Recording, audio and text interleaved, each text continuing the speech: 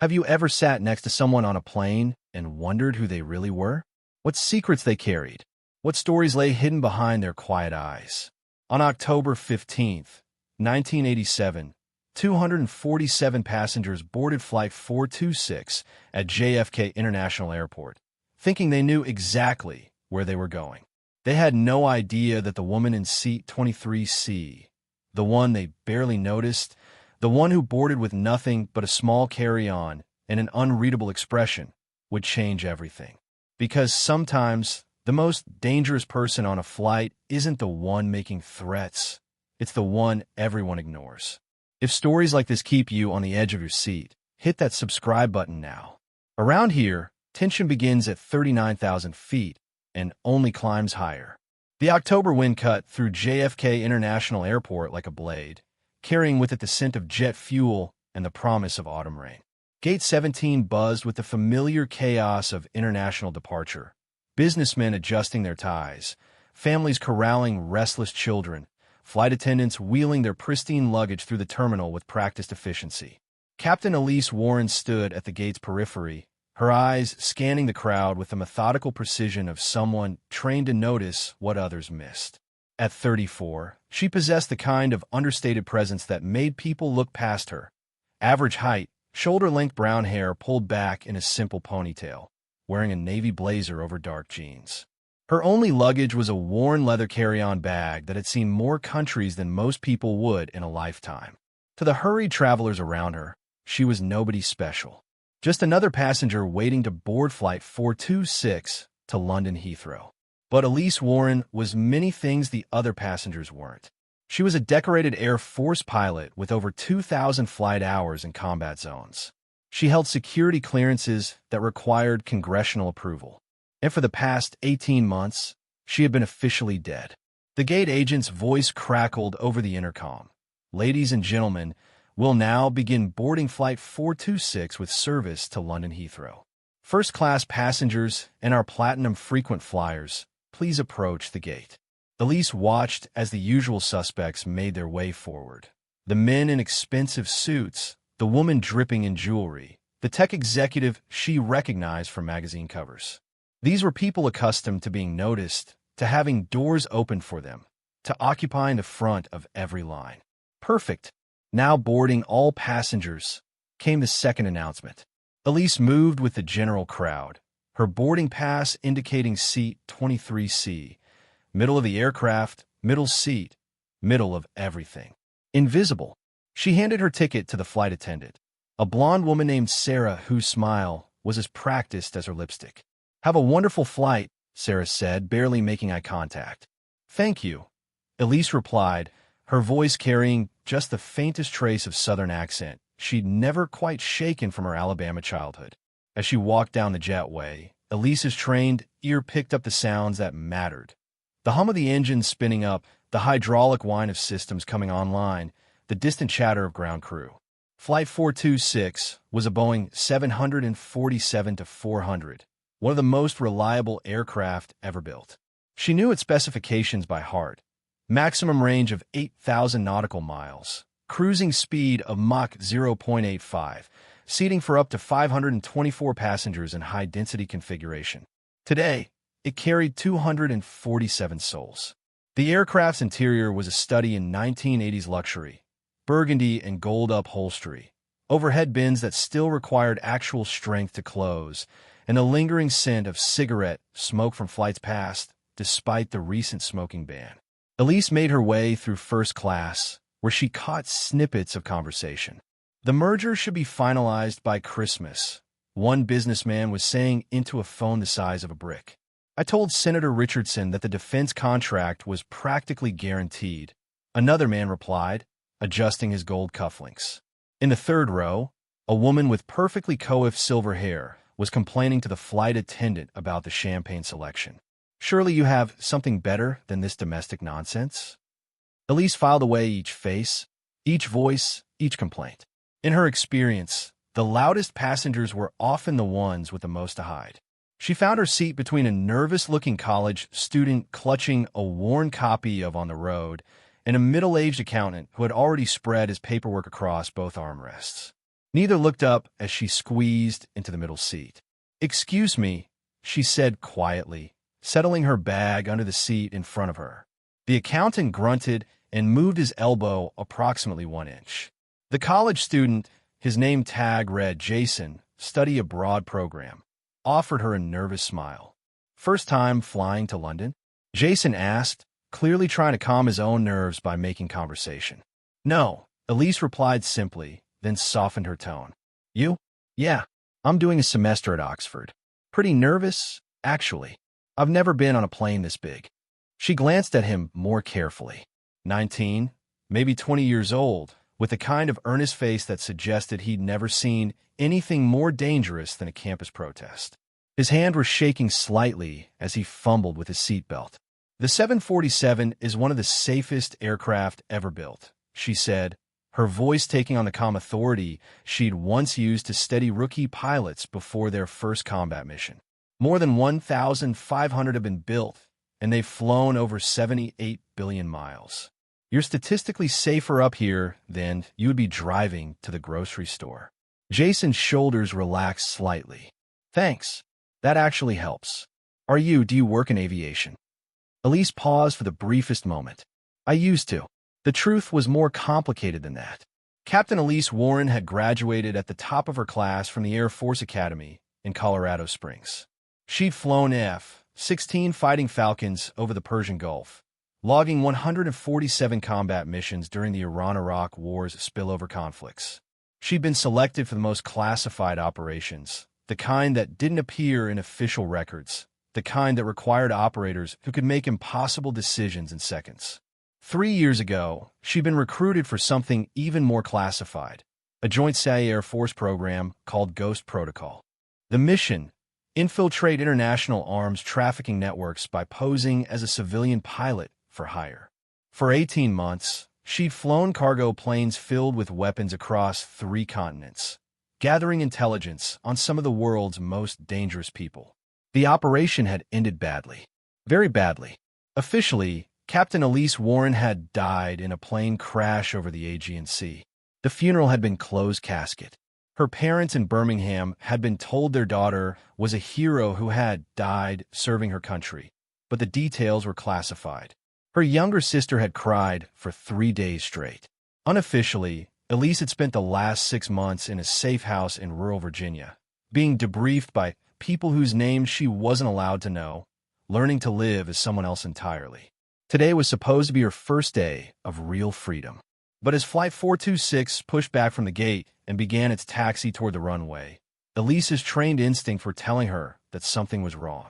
She'd noticed things during boarding that didn't fit. The man in seat 3A had the posture of military training, but the soft hands of someone who'd never seen combat. The woman complaining about champagne had a slight bulge under her left armpit that suggested a shoulder holster. And the businessman discussing defense contracts had used terminology that was classified at levels most defense contractors would never access. As the engine spooled up for takeoff, Elise closed her eyes and tried to convince herself she was being paranoid. Ghost Protocol was over. The arms dealers she'd helped bring down were in prison or dead. She was just Elise Warren now, former pilot, current nobody, flying to London to start a new life with a new identity and a modest bank account courtesy of the U.S. government. But 30,000 feet over the Atlantic Ocean, paranoia would prove to be the most valuable thing she'd packed. The 747 lifted off from JFK at exactly 8:47 p.m. Eastern Time, its massive frame rising into the October sky like a metallic whale breaching the surface of an urban ocean. In the cockpit, Captain Michael Torres settled in for what he expected to be a routine red-eye flight to London. His co-pilot, First Officer Jennifer Walsh, was running through post-takeoff procedures with the kind of methodical precision that had made her one of the airline's most respected young pilots. Neither of them noticed the woman in seat 23C who had quietly reached into her carry-on bag and retrieved what looked like an ordinary paperback novel. But if they had looked more closely, they might have seen that the pages had been carefully hollowed out, and inside lay a device no larger than a deck of cards, military-grade encrypted radio equipment that officially didn't exist. As Flight 426 climbed toward its cruising altitude of 39,000 feet, Elise Warren pressed a button on the hidden device and whispered 3 words that would change everything. Ghost protocol activated. 2 hours into the flight, the cabin had settled into the familiar rhythm of long-haul travel. The lights had been dimmed, dinner service was complete, and most passengers had either dozed off or buried themselves in books and magazines. The steady drone of the engines created a white noise cocoon that made conversations feel private and secrets seem safe to share. Elise hadn't touched her meal.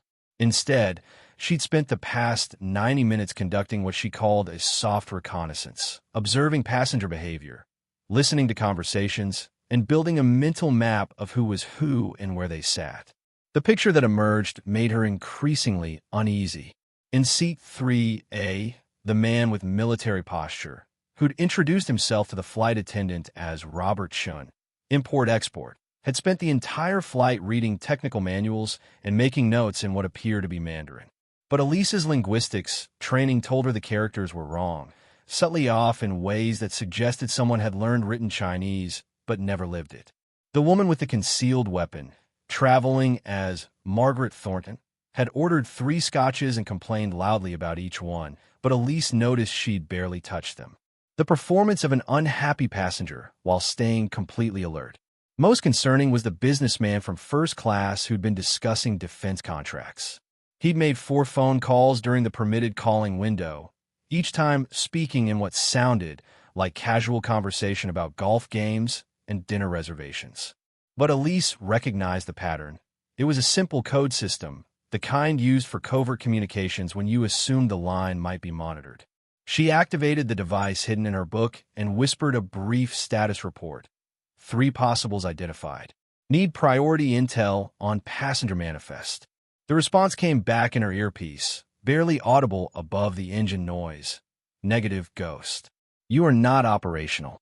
Maintain civilian status. Elise felt a familiar surge of frustration.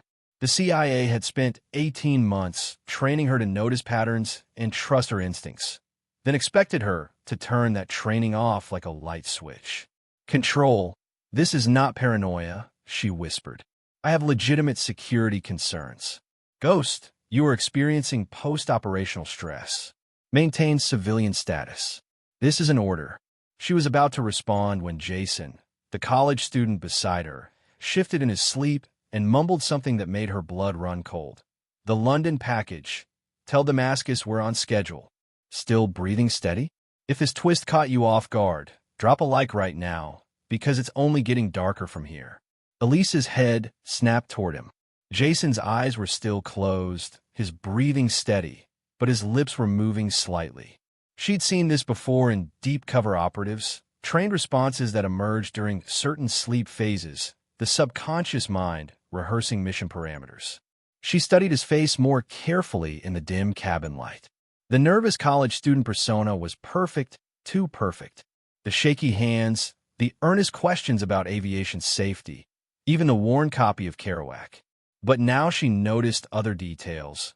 Calluses on his knuckles that suggested recent weapons training, a tan line on his wrist where a military watch would sit, and a small scar behind his left ear that looked like it came from tactical radio equipment. Her throat went dry.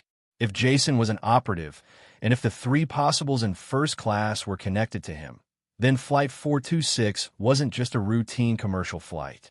It was a mobile meeting room for people who couldn't afford to be seen together on the ground. But a meeting about what? And why London? The answer came to her with the sudden clarity of combat awareness. 2 weeks ago, the intelligence community had been buzzing about rumors of a major arms deal, Soviet weapons systems being sold to Middle Eastern buyers through a complex network of European intermediaries. The kind of deal that could destabilize entire regions and put advanced military technology in the hands of terrorist organizations. London was where the deal was supposed to be finalized. And if these people were all connected to that deal, if Flight 426 was carrying key players to the most dangerous arms transaction in decades, then everyone on this aircraft was in mortal danger. She reached for her hidden radio again, but before she could activate it, the cabin lights suddenly went out completely. Emergency lighting flickered on, casting everything in an eerie red glow. A few passengers stirred, but most assumed it was just a routine electrical issue. In the cockpit, Captain Torres was having a very different experience. "Tower, this is United 426, he said into his radio. "We're showing electrical anomalies and... Wait, what the hell?" First Officer Walsh looked up from her instruments. "Mike, the autopilot just disengaged." "I didn't touch anything," Torres replied, his hands moving quickly over the controls. "Tower, United 426, I'm showing multiple system malfunctions. Requesting priority clearance to return to." His radio went dead. In the passenger cabin, Elise felt the aircraft's attitude change slightly. A subtle shift that most passengers wouldn't notice, but that made her instantly alert. The plane was turning, deviating from its planned course. Around her, other passengers were starting to stir. The accountant beside her looked up from his paperwork. "Is this normal?" he asked. Before Elise could answer, Jason, the supposedly nervous college student, opened his eyes and looked directly at her. The nervous demeanor was completely gone, replaced by the cold calculation of a trained operative. "You're not who you pretend to be," he said quietly. "Neither are you," she replied. For a moment, they stared at each other in the red emergency lighting, two professionals recognizing their true natures. Then Jason smiled, not the earnest grin of a college student, but the predatory expression of someone who enjoyed his work. "The London package is more important than one plane full of civilians," he said. "I hope you understand that." Elise's mind raced. London package. The arms deal. These people weren't just traveling to facilitate a transaction. They were the insurance policy. If anything went wrong with the deal on the ground, they had a backup plan that involved hijacking a commercial airliner. But hijacking it for what purpose? The answer came over the aircraft's intercom system, in a voice that definitely wasn't Captain Torres. "Ladies and gentlemen, this is your new flight commander. Please remain calm and stay in your seats. We are making a brief course correction due to meteorological concerns. We'll have you safely on the ground very soon." The voice was cultured, professional, and utterly terrifying in its calm authority. But Elise recognized something else in it, the slight vocal strain that came from speaking while under stress. Someone in the cockpit was being coerced. She looked around the cabin with new eyes. The woman with the concealed weapon was now standing in the aisle, her hand inside her jacket. The businessman from first class was moving toward the cockpit, and two other passengers she hadn't previously identified were also on their feet. This wasn't a random hijacking. This was a coordinated operation with multiple operatives positioned throughout the aircraft. And now she understood why her ghost protocol contacts had gone silent. This wasn't post-operational stress or paranoia. This was the nightmare scenario every intelligence agency feared, a high-value target trapped in a confined space with nowhere to run and no backup coming. But there was one thing the hijackers didn't know. They had just made the mistake of underestimating the woman in seat 23C. The woman who had flown combat missions over hostile territory. The woman who had infiltrated arms, trafficking networks, and survived. The woman who had been trained to make impossible decisions in seconds. The woman who was officially dead, which meant she had absolutely nothing left to lose. As the hijackers began to take control of the aircraft, Elise Warren quietly reached into her carry-on bag and retrieved something else the TSA scanners had missed, a ceramic blade, virtually undetectable, designed for exactly this kind of situation. Flight 426 was about to become a battlefield at 39,000 feet, and Captain Elise Warren was going back to war. In the cockpit of Flight 426, Captain Michael Torres stared down the barrel of a 9mm pistol held by the man who had introduced himself to the flight crew as Mr. Peterson, frequent business traveler. The gun was small, likely ceramic-bodied to avoid metal detectors, but at close range, it would be just as deadly as any military weapon. "Maintain current heading," Peterson said calmly. "And please don't do anything heroic, Captain. I have associates positioned throughout the cabin, and we'd prefer to keep this civilized." First Officer Walsh had her hands raised, her training manual open to the hijacking protocols that suddenly seemed inadequate for the reality of the situation. "What do you want?" she asked. "Simply a change of destination," Peterson replied. Instead of London Heathrow, we'll be landing at a private airfield in Ireland. Very quiet, very discreet. You'll set down, we'll deplane with a few select passengers, and then you can continue to London with our apologies for the inconvenience. Torres felt sweat beading on his forehead. 23 years of commercial flying, and he'd never faced anything like this. I need to contact air traffic control. File a new flight plan. I'm afraid that won't be possible, Peterson said, producing a small electronic device.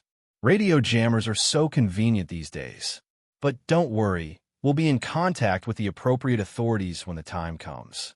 What Peterson didn't know was that his radio jamming equipment was designed for standard commercial aviation frequencies. It wasn't calibrated for the encrypted military communications system that Captain Elise Warren was currently using to send a priority alert to a very select group of people.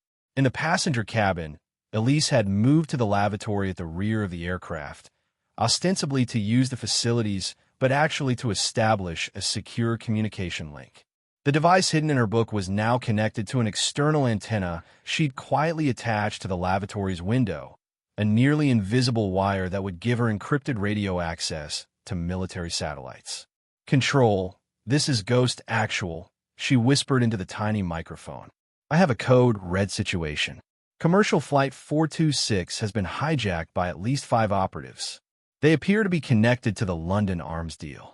The response was immediate and came from a different voice, one she recognized as Colonel Sarah Mitchell, her former commanding officer in the Ghost Protocol program. "Ghost, we show your aircraft deviating from course. Current heading suggests Ireland. Can you confirm hijacker intentions?" Unknown at this time, but I believe they're planning to extract key players before the London deal goes down. Ireland gives them access to private airfields and international waters. Understood. Ghost, be advised, the London situation has developed. MI6 intercepted communications suggesting the arms deal includes nuclear materials. If those materials reach their intended buyers, we're looking at potential terrorist nuclear capability within weeks. Nuclear materials. Elise felt the familiar ice-cold clarity of combat awareness settling over her. This wasn't just about stopping a hijacking anymore. This was about preventing nuclear terrorism. "Control, I need authorization to go operational." There was a pause that seemed to last hours but was probably only seconds. "Ghost, you are authorized to use any means necessary to prevent this aircraft from reaching Ireland. The London deal cannot proceed. Repeat, any means necessary." Elise understood the implications. In military terms, any means necessary included sacrificing the aircraft and everyone on it if that was the only way to prevent nuclear materials from falling into terrorist hands. But she had no intention of letting it come to that. She returned to her seat, where Jason was pretending to read his Kerouac novel. The accountant beside her had moved to a different seat, leaving them with a small bubble of privacy in the dimly lit cabin. "So," Jason said without looking up from his book, "I'm guessing you're not really a former pilot." "I'm exactly what I said I was," Elise replied. "The question is whether you're really a college student or something much more dangerous." Jason smiled and closed his book. "Damascus University, actually, though I suspect my academic records are more fiction than fact." He paused. "The question now is whether we're going to be professional about this or if things are going to get unpleasant." "That depends," Elise said, casually shifting her position so that the ceramic blade in her sleeve was easily accessible. "Are you going to tell me what's really going on, or do I have to find out the hard way?" "The London arms deal," Jason said simply. $500 million in Soviet military hardware, including some very specialized nuclear materials. The kind that could level city blocks if properly assembled. "And you're what? Security for the sellers?" "Insurance," Jason corrected. "If anything goes wrong with the ground operation, we take this plane to Ireland, extract the key buyers, and arrange alternative meeting locations. The deal happens one way or another." Elise processed this information. "How many buyers are on this plane?" 3 in first class, 2 more in business. They think they're just flying to London for normal business meetings. They have no idea they're about to become part of the most significant arms transaction in decades. And you're willing to risk 247 innocent lives for money? Jason's expression hardened slightly. You'd be surprised what people are willing to risk for the right amount of money. The question is, what are you willing to risk to stop us? Before Elise could answer, the aircraft shuddered slightly, and she felt the subtle change in engine noise that indicated they were beginning a descent. The intercom crackled to life. Ladies and gentlemen, we're beginning our descent into Dublin International Airport due to a minor mechanical issue. Please return to your seats and fasten your seatbelts. Dublin, not the private Irish airfield Peterson had mentioned to the pilots. Elise's mind raced through the possibilities. Either the hijackers had changed their plan, or someone else was making decisions about Flight 420SX's destination. Her encrypted radio gave a barely audible chirp, an incoming message. Ghost, be advised. Irish authorities have been alerted to your situation. Dublin Airport is being cleared for emergency landing. However, we've intercepted communications suggesting hostile forces are waiting on the ground. The situation was escalating beyond a simple hijacking. If hostile forces were waiting in Dublin, then this was an international incident involving multiple governments and intelligence agencies. And she was still the only person on the aircraft who could stop it. Jason was watching her face carefully. You're receiving communications, aren't you? Military-grade encrypted equipment, if I had to guess. Elise met his gaze steadily. Last chance to walk away from this. Tell your associates to abort the operation, release the pilots, and let this plane land safely. I'm afraid that's not possible, Jason replied. Too many people have invested too much money in this operation. But I'll make you a counteroffer. He leaned closer, his voice dropping to a whisper. Join us. Whatever government you work for, whatever they're paying you, we can triple it. You're obviously a professional. Why die for people who'll disavow your existence the moment it becomes politically convenient? For just a moment, Elise considered it. The life of a ghost operative was exactly that, ghostly. No recognition, no normal relationships, no real future. Just missions that got more dangerous and handlers who cared more about deniability than the lives of their agents.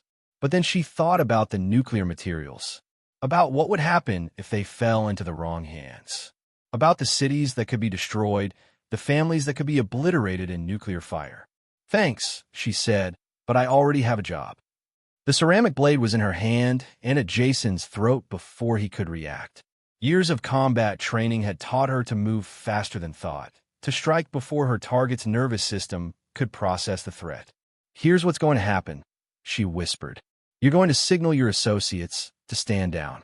Then we're going to walk to the cockpit together, and you're going to tell Peterson to return control to the pilots. Jason's eyes were wide, but his voice remained steady. There are 5 of us and 1 of you. Even if you kill me, the others will complete the mission. 5 that you know about, Elise replied. But you made one critical mistake. What's that? You assumed I was working alone. At that moment, the lights in the cabin flickered, and Elise heard something that made her smile for the first time since boarding Flight 426, the distinctive sound of military helicopters approaching the aircraft. But her satisfaction was short-lived. Through the cabin windows, she could see they weren't alone in the sky. Other aircraft were approaching Dublin Airport, and from their flight patterns, they weren't Irish Air Force. The battle for Flight 426 was about to become an international incident at 20,000 feet and falling.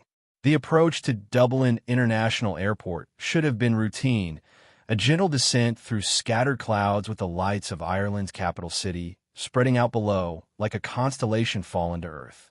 Instead, Flight 426 was descending into what military tacticians call a multi-vector threat environment. Through the cabin windows, passengers were beginning to notice that they weren't alone in the sky. Military helicopters flanked the aircraft on both sides, close enough that the distinctive whop-whop-whop of rotor blades was audible even over the 747's engines. But more concerning were the other fixed-wing aircraft maintaining formation at a discrete distance. Sleek jets that didn't carry the markings of any identifiable air force. In the cockpit, Captain Torres was dealing with a rapidly escalating situation. Peterson still held him at gunpoint, but now the radio, which had been jammed since the hijacking began, was crackling with multiple urgent transmissions. United 426, this is Dublin Tower. You are cleared for emergency landing runway 28 right. Be advised, we have military escort and emergency vehicles standing by. Flight 426, this is Colonel Sarah Mitchell, United States Air Force. Identify your status immediately. American aircraft, this is Major Volkov, Russian Federation Air Force. You will divert to alternate airfield immediately or face consequences. Peterson's calm demeanor cracked slightly as he realized the situation had expanded far beyond his organization's original parameters. "What the hell is going on?" he demanded. Torres keyed his radio, trying to project calm authority despite the gun pointed at his head. Dublin Tower, United 426. We are experiencing security concerns. Request priority handling. Negative on alternate airfield, he continued on the military frequency. We have civilians aboard and are proceeding to Dublin as planned. What Torres couldn't know was that Flight 426 had become the center of an international incident that had been brewing for months. The arms deal that Jason had mentioned wasn't just about conventional weapons. It involved nuclear materials that had been stolen from a decommissioned Soviet facility. The buyers weren't just generic terrorists, but representatives of 3 different nation-states seeking to develop their own nuclear capabilities outside international oversight. And now, with representatives from multiple intelligence agencies and military forces converging on Dublin Airport, Flight 426 had become the most dangerous piece of real estate in the world. In the passenger cabin, Elise was moving through what she called tactical assessment mode, cataloging assets, threats, and options with a methodical precision that had kept her alive through 147 combat missions. Assets, 1 ceramic blade, encrypted communications equipment, extensive training in close-quarters combat, and knowledge of the aircraft systems. Threats, at least 5 hijackers positioned throughout the cabin, unknown number of hostile forces waiting on the ground, and the imminent possibility of international military intervention. Options, increasingly limited. Jason remained perfectly still with the blade at his throat, but his eyes were tracking the movement of his associates throughout the cabin. The woman with the concealed weapon, Margaret Thornton, had positioned herself near the emergency exits. The businessman from first class was moving toward the cockpit.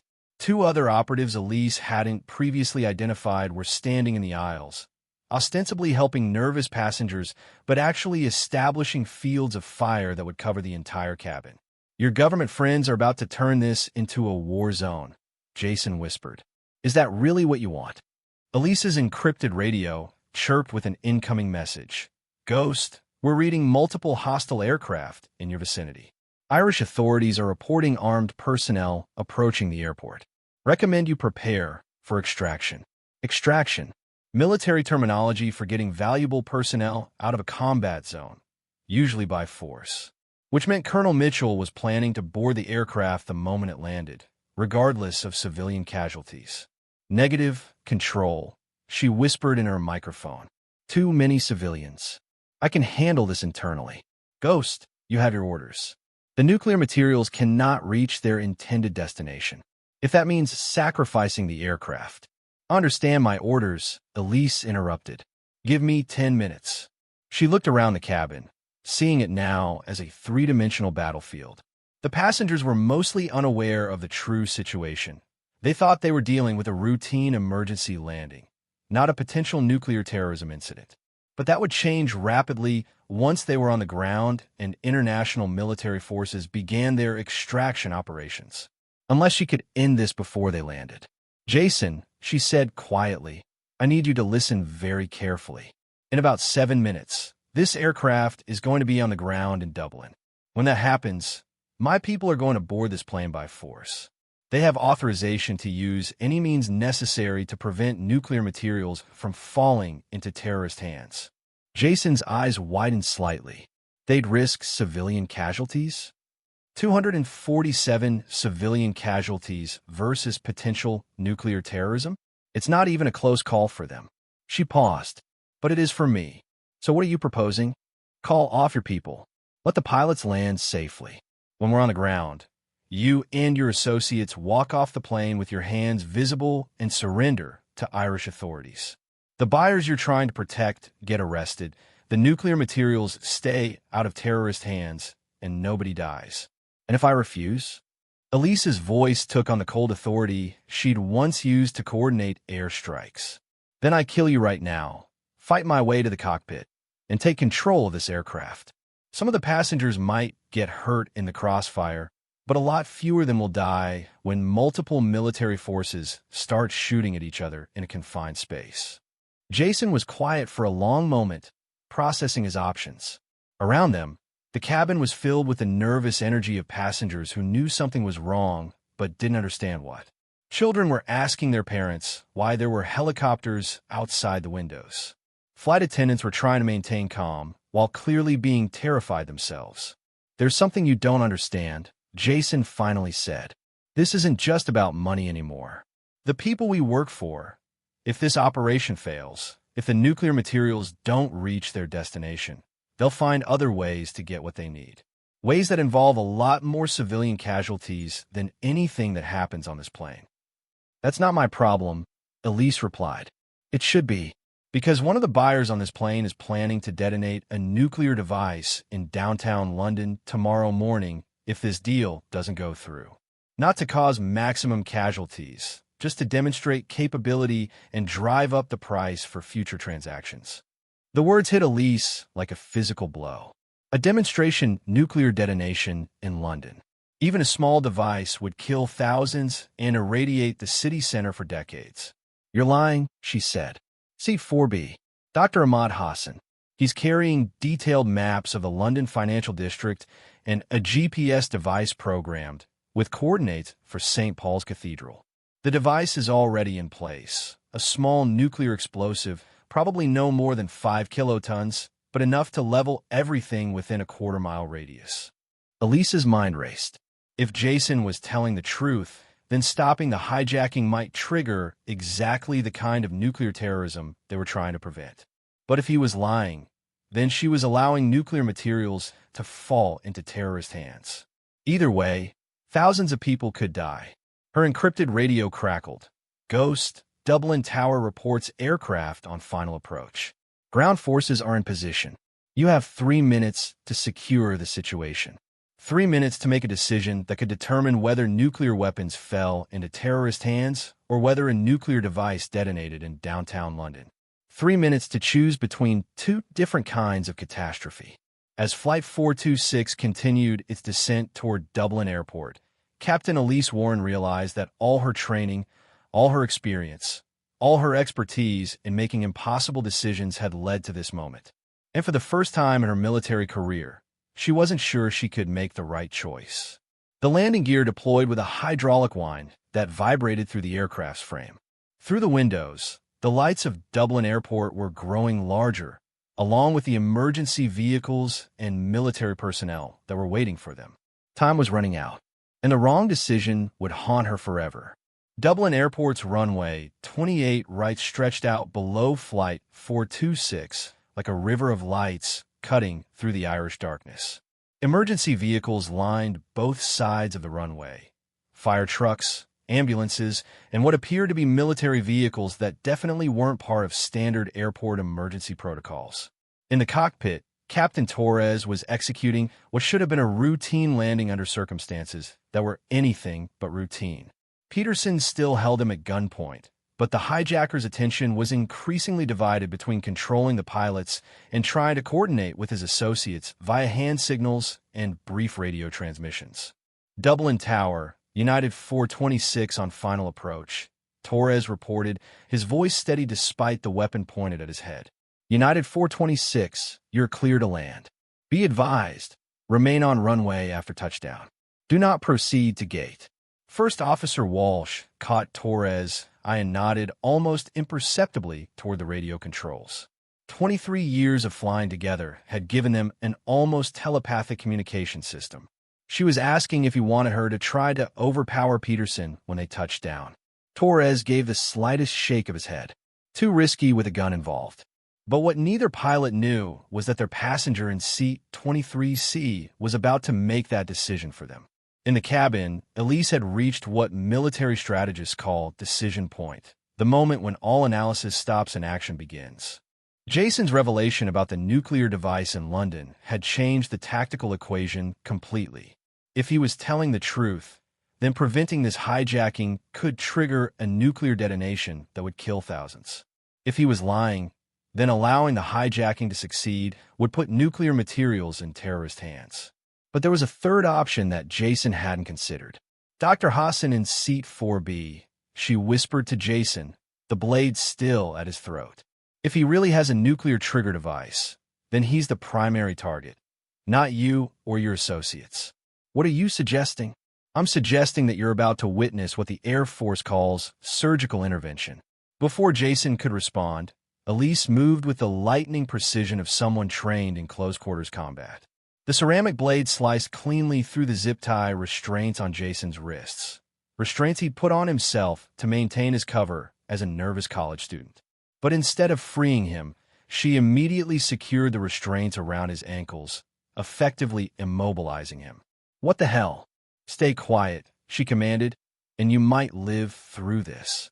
Elise stood and began moving toward the front of the aircraft, her trained eyes scanning for the man Jason had identified as Dr. Hassan.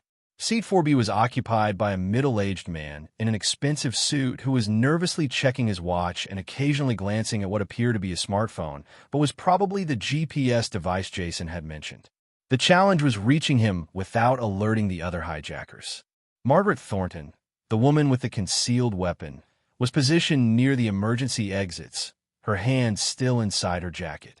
The businessman who'd been moving toward the cockpit was now standing just outside the first-class cabin, blocking the main aisle. Two other operatives were positioned to control the rear and middle sections of the aircraft. But Elise had advantages they didn't know about. She activated her encrypted radio and whispered a series of coordinates and tactical instructions that would have been meaningless to civilian listeners, but were precisely calibrated for the military personnel monitoring the situation. Control, I need diversionary action in 30 seconds. Multiple flashbangs through starboard windows, followed by smoke deployment. I'm going for the primary target. Ghost, that could cause panic among the civilians. The civilians are about to become casualties anyway if we don't neutralize the London threat. Execute the diversion. As Flight 426's landing gear touched down on Dublin's runway with a shudder that ran through the entire aircraft, Elise was already moving. The touchdown impact provided perfect cover as she slipped from her seat and began working her way forward, using passenger seat backs and overhead bins for concealment. Dr. Hassan was 3 rows ahead, still checking his device obsessively. Up close, she could see he was sweating despite the cabin's cool temperature, and his hands were shaking slightly. Classic signs of someone under extreme stress who was trying to maintain operational security. 20 seconds until diversion. Elise reached into her jacket and retrieved a small device that looked like an asthma inhaler, but was actually a concentrated sedative delivery system. Another piece of equipment that had officially never existed and had definitely not passed through TSA screening. 15 seconds. She was now directly behind Dr. Hassan's seat. The man was completely focused on his device, occasionally typing what appeared to be text messages, but were probably coded communications with whoever was controlling the London operation. 10 seconds. Margaret Thornton was still focused on the emergency exits. The businessman near the cockpit was arguing in whispers with Peterson via hand signals. The other operatives were maintaining their positions, but were clearly getting nervous as the aircraft completed its landing roll. 5 seconds. Elise rose slightly from her crouched position behind Dr. Hassan's seat, the sedative device ready in her right hand and a ceramic blade in her left. She would have one chance to neutralize both the nuclear trigger and its operator before the hijackers realized what was happening. 3 seconds. Through the aircraft windows, she caught a glimpse of military helicopters moving into position around the runway. Whatever happened in the next few minutes, Flight 426 was about to become a very public international incident. 1 second. The flashbang grenades detonated simultaneously outside 3 different windows, filling the cabin with blinding white light and a sound like the world ending. Passengers screamed and dove for cover. The hijackers were momentarily stunned, their night vision destroyed, and their coordination shattered. In that instant of chaos, Elise struck. The sedative device discharged directly into Dr. Hassan's neck, delivering enough concentrated pharmaceutical to drop a man twice his size. Simultaneously, her blade severed the connection between his GPS device and what appeared to be a cellular transmitter, cutting the link between the aircraft and whatever nuclear device was waiting in London. Dr. Hassan slumped forward, unconscious, as his device went dark. But Elise's satisfaction was short-lived. Margaret Thornton had recovered from the flashbang faster than expected and was now pointing her weapon directly at the passengers in the middle section of the cabin. "Everybody freeze," Thornton shouted. "The woman who just attacked Dr. Hassan. Identify yourself or I start shooting civilians." The cabin filled with terrified silence. Children were crying, adults were trying to shield their families, and the flight attendants were frozen in terror. Elise found herself in the worst possible tactical situation, a standoff with an armed opponent who was willing to kill innocent people, in a confined space with no cover and no backup. But then she heard something that changed everything. The sound of the aircraft's main door being blown open by military explosives. "This is Colonel Sarah Mitchell, United States Air Force," came a voice amplified by military-grade speakers. "All hostiles drop your weapons immediately. All civilians remain in your seats with your hands visible." The cavalry had arrived. But as smoke from the breached door began filling the cabin and armed figures in tactical gear started boarding the aircraft, Elise realized that the most dangerous part of this operation was just beginning. Because now she was trapped between multiple armed forces, none of whom might be able to distinguish between the hijackers and an undercover operative whose existence was officially classified. The battle for Flight 426 was entering its final phase, and Captain Elise Warren was about to discover whether her government would save her or sacrifice her to maintain operational security. The breach of Flight 426's main door created a maelstrom of smoke, flashing lights, and tactical communications that turned the aircraft cabin into a war zone. Military personnel in full combat gear poured through the opening, their weapons trained on anyone who moved, their voices creating a cacophony of overlapping commands. "Down. Everybody down. Hands visible. Hands where we can see them. Target acquired. Northeast section." In the chaos, Margaret Thornton made a fatal miscalculation. Instead of dropping her weapon as ordered, she spun toward the boarding military personnel and opened fire. The sound of gunshots in the confined space was deafening, and passengers screamed in terror as they pressed themselves against the floor. The response was immediate and overwhelming. 3 different tactical teams returned fire simultaneously, and Margaret Thornton was down before she could fire a second shot. But the gunfire had created exactly the kind of confusion that trained operatives are taught to exploit. The businessman near the cockpit, who had been quietly moving toward Peterson's position, suddenly produced a weapon of his own and took the nearest flight attendant hostage. "Everyone stops moving right now," he shouted, "or Sarah here dies." In the cockpit, Peterson realized his operation was collapsing but still had one card to play. "Captain," he said to Torres, "you're going to taxi this aircraft to the private hangar at the north end of the airport." "Now." "The engines are already spooling down," Torres replied, "and there are military vehicles blocking the taxiways."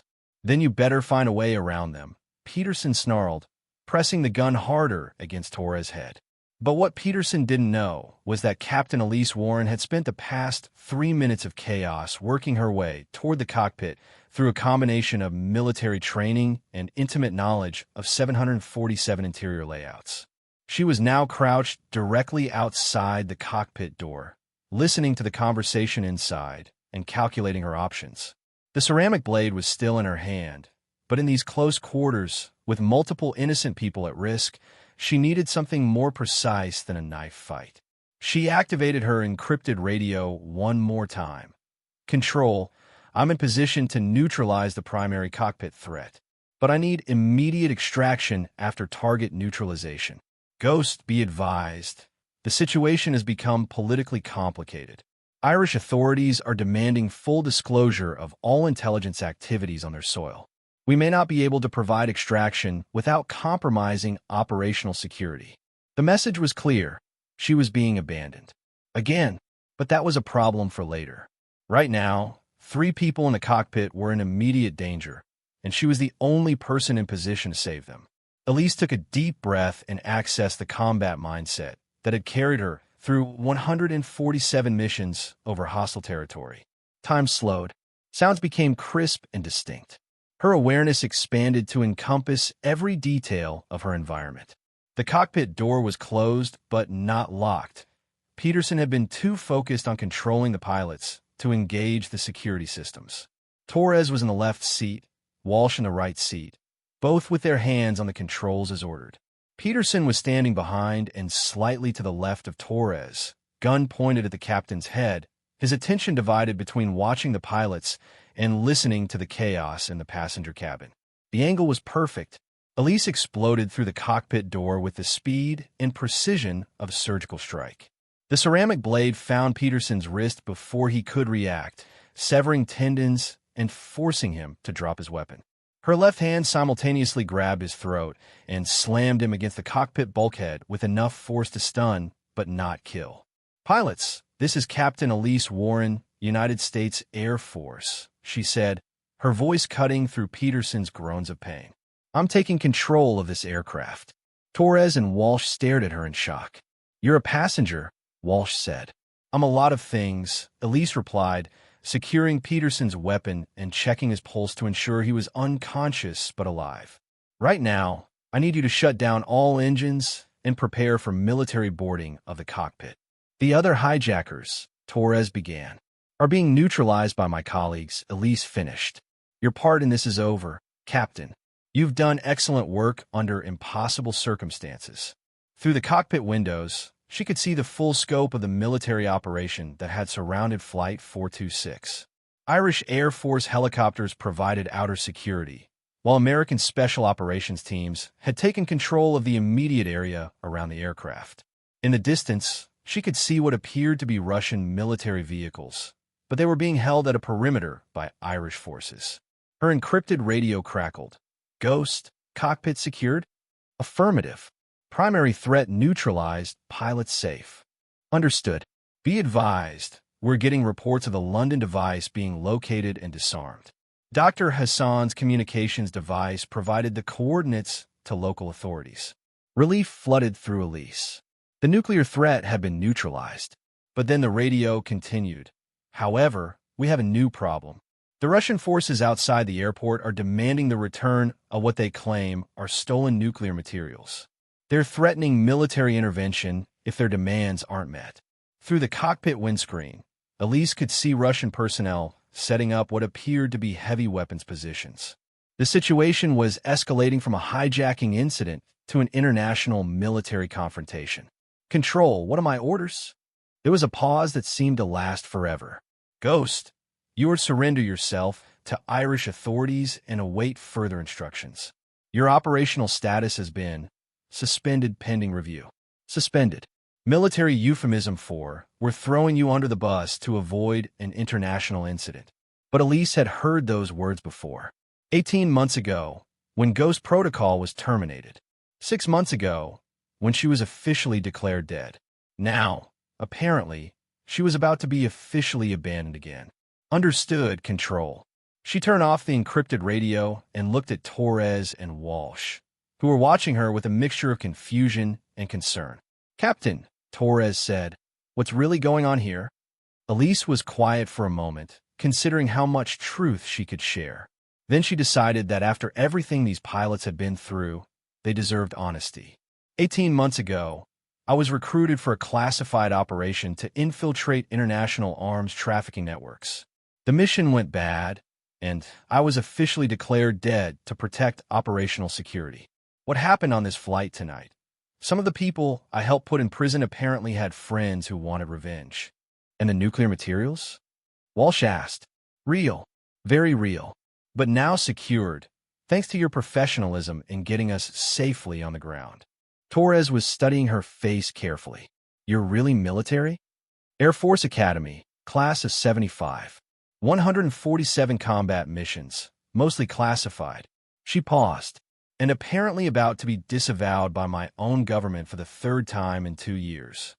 Through the cockpit windows, she could see Irish officials approaching the aircraft, along with what appeared to be American diplomatic personnel and Russian military attachés. The next few hours were going to involve a lot of very tense conversations between people with conflicting national interests. But there was one more thing she needed to do. Elise reached into her jacket and retrieved a small digital recorder, another piece of equipment that had passed undetected through airport security. She'd been recording everything since the hijacking began, creating an audio record of the entire operation. "This contains proof of everything that happened here tonight," she said, handing the device to Torres. "The hijacking, the nuclear threats, the international arms dealing, all of it. If something happens to me, if I disappear or have an accident, make sure this gets to the press." Torres took the recorder and slipped it into his flight bag. "Nothing's going to happen to you, Captain. You saved this aircraft and everyone on it." "Maybe," Elise replied. "But in my experience, heroism and survival don't always go together." A knock on the cockpit door interrupted their conversation. "Dublin Airport Security," came a voice with a thick Irish accent. "We need to speak with the flight crew immediately." Elise stood and straightened her jacket, preparing to face whatever consequences awaited her. But before she opened the door, she turned back to Torres one more time. "Captain, if anyone asks, I was just a passenger who happened to know something about aircraft systems. Nothing more, nothing less. And if they ask why a passenger had access to encrypted military communications equipment," Elise smiled for the first time since boarding Flight 426. "Tell them she was very well prepared for air travel." As she opened the cockpit door to face an uncertain future, Captain Elise Warren reflected on the events of the past few hours. She had prevented nuclear materials from falling into terrorist hands. She had stopped a potential nuclear detonation in London. She had saved 247 innocent lives. And in return, her government was about to abandon her once again. But for the first time since joining Ghost Protocol, she didn't care about the political consequences. She had done the right thing, protected innocent people, and prevented a catastrophe. Whatever happened next, she could live with that, if they let her live at all. 6 months later, the small cafe overlooking Dublin Bay was exactly the kind of place where former intelligence operatives went to disappear. Quiet, unpretentious, frequented by locals who minded their own business and tourists who were too busy taking photographs to notice the other customers. Elise Warren sat at a corner table, nursing her second cup of Irish coffee and reading a newspaper whose headlines were dominated by a story she knew more about than any of the journalists who had written it. International arms conspiracy exposed, nuclear materials seized in Dublin airport incident. The official story, as reported in the press, was that an alert passenger had noticed suspicious behavior during a routine commercial flight and had alerted authorities, leading to the arrest of 5 international arms dealers and the seizure of materials that could have been used to construct nuclear weapons. The passenger's identity was being protected for security reasons. Captain Michael Torres had kept his word about the digital recorder, but he'd been smarter about it than Elise had expected. Instead of going to the press immediately, he'd taken the evidence to his airline's legal department, who had shared it with the appropriate U.S. congressional oversight committees. The result had been a series of closed-door hearings that had quietly reformed several intelligence agency procedures and led to the retirement of a number of officials who had been a little too willing to sacrifice their own operatives for political expediency. Colonel Sarah Mitchell had received a promotion and a new assignment heading a reformed version of the Ghost Protocol program, one with better oversight and stronger protections for field operatives. The hijackers had been quietly tried in closed proceedings and were now serving lengthy prison sentences in various countries, depending on their nationalities and the specific crimes they had committed. Dr. Hassan had cooperated with authorities in exchange for a reduced sentence and was providing information about other potential nuclear terrorism threats. And Captain Elise Warren had been given a choice: return to active duty with a new identity and a promotion, or accept a generous retirement package and a guarantee that the government would never bother her again. She had chosen retirement. "Excuse me, is this seat taken?" Elise looked up to see a man in his 50s, well-dressed but not ostentatious, with the kind of alert eyes that suggested he noticed more than he let on. "It is now," she replied. The man sat down and ordered a coffee, then waited until the server was out of earshot before speaking again. "Ms. Warren, my name is James Morrison.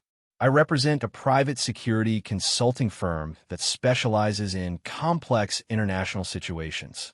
I'm retired, Mr. Morrison, so I understand. But retirement can be boring for someone with your particular skill set.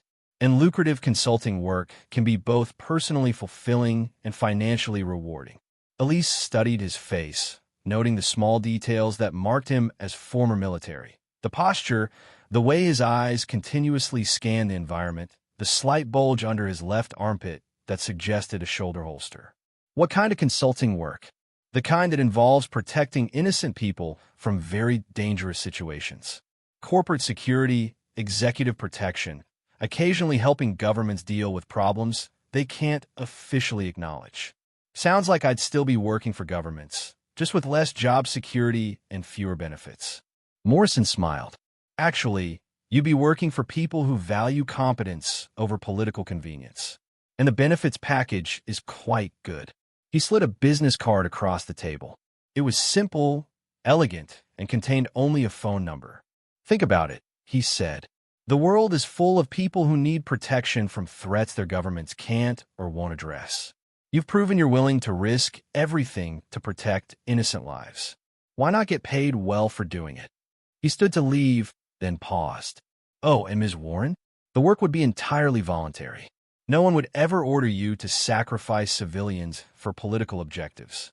You'd be free to walk away from any mission that violated your personal ethics." After he left, Elise sat in the cafe for another hour, watching the ships in Dublin Bay and thinking about the future. 6 months ago, she had been officially dead, with no identity, no future, and no purpose beyond whatever missions her government assigned her. Now she had a choice. She could remain retired, live quietly in Ireland, and spend the rest of her life as a civilian with a modest pension and no responsibilities beyond her own comfort. Or she could return to the work she was best at, protecting innocent people from threats they didn't even know existed. The business card lay on the table between her coffee cup and the newspaper, representing a future that was uncertain but entirely her own decision. As the sun set over Dublin Bay, painting the sky in shades of gold and crimson, Captain Elise Warren picked up the card and reached for her phone. Some people were meant to be heroes, and heroes didn't retire. They just found new battles to fight. What do you think? Should Elise take the job or disappear for good? Let us know in the comments, and share this story with someone who loves high-altitude thrillers. Here on the channel, we tell stories like this, gripping, powerful, unforgettable. So if you're into real courage and hidden truths, turn on the bell and join us.